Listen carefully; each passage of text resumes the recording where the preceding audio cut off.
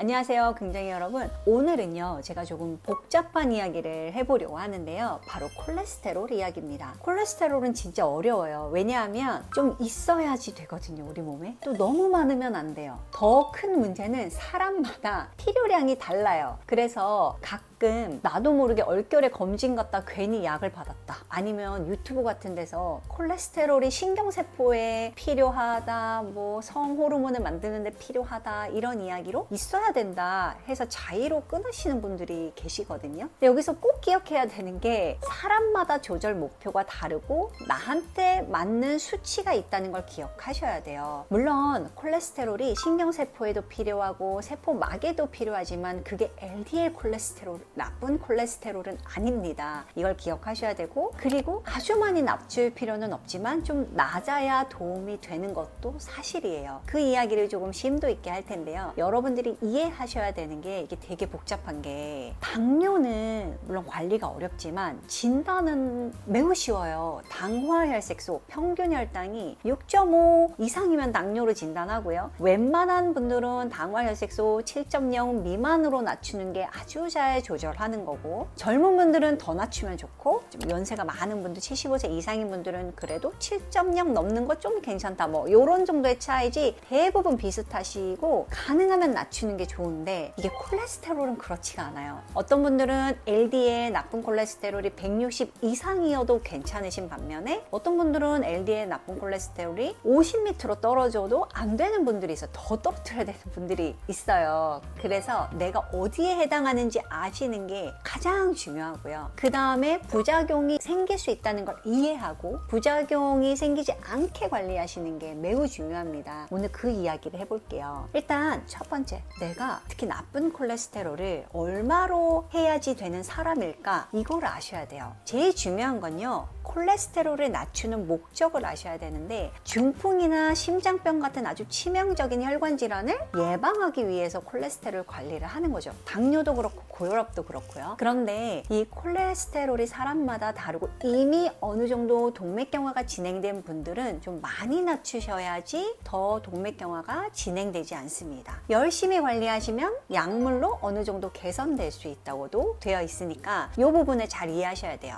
그래서 제가 질병별로 나쁜 콜레스테롤을 어떻게 낮춰야 되는지를 한번 설명을 드릴게요. 검진을 하시면 콜레스테롤 수치에 따라서 총 콜레스테롤 200 이상이면 높습니다, 이런 언급이 있고, 나쁜 콜레스테롤 160 이상이면 높아요, 130 이상도 높아요, 이렇게 언급이 되죠. 그리고 150 이상 중성지방도 높습니다, 이런 식으로 나오는데요. 이게 높다 낮다는 있지만 사람마다 그래서 약을 먹을 건지 관리를 할 건지는 다르다고 말씀드렸죠. 그 수치를 보여드리면 이렇게 위험도가 어떤 질병이 있느냐에 따라서 색깔이 다른데, 어떤 위험도가 있느냐에 따라서 조절 목표가 다릅니다. 조절 목표를 보시면 크게 관상동맥 질환이 있는 경우, 관상동맥 질환 여러분들 가슴이 아파서 병원에 응급실 가서 스텐트 넣게 되는 심근경색 협심증, 이런 분들이 있는 분들은 LDL 나쁜 콜레스테롤을 55 미만으로 떨어뜨리셔야 돼요. 근데 여기서 포인트, 이 옆에 숫자 1 하고 별 표시 있죠. 이 내용이 되게 중요한데요. 일단 별 표시는 LDL 콜레스테롤 기저치 대비 50% 이상 감소시킨걸 동시에 권고한다고 되어 있습니다. 무슨 얘기냐면, 내가 LDL 콜레스테롤이 70이다. 70으로 약을 먹고 있는데 심근경색이 생겼다. 그러면 당연히 55 미만이 되면서 70에 대한 50%니까 35 밑으로 떨어뜨려야 된다, 그 이야기예요. 그리고 이 1번에 보시면 급성 심근경색증이 있는 사람은 콜레스테롤이 20, 30 상관없이 일단 스타틴이 들어가야 된다. 그만큼 심장에 있어서는 스타틴이 중요하다, 도움이 많이 된다는 이야기입니다.